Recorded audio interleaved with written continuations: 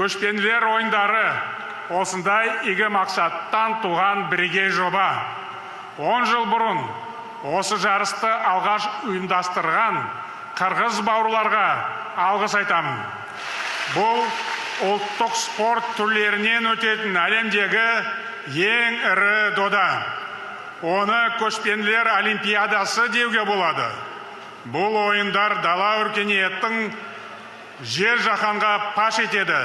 Спорт өзара құрмет пен сыйластық символы.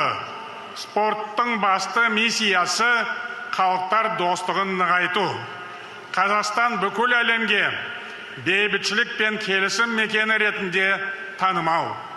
Елімізде түрлі этнос өкілдері тату тәтті өмір сүріп жатыр. Біз алыс жақын шетелдің бәрімен тығыз байланыс орнаттық. Басқа мемлекеттерде өзара достық қатынаста болғанын қалаймыз. Сондықтан көшпенділер ойындары ынтымағымызды бекемдей түспек. Құрметті достар, ұлы дала дүбірі еліміз үшін тарихи оқиға. Сарыарқаның сайын даласы 5 күн бойы дүбірге толады. Күллі әлем жұрты нағыз көшпенділердің болмысына куә болады. Бұл бірлік пен татулықтың тойы. Достығымыз мәңгі болсын.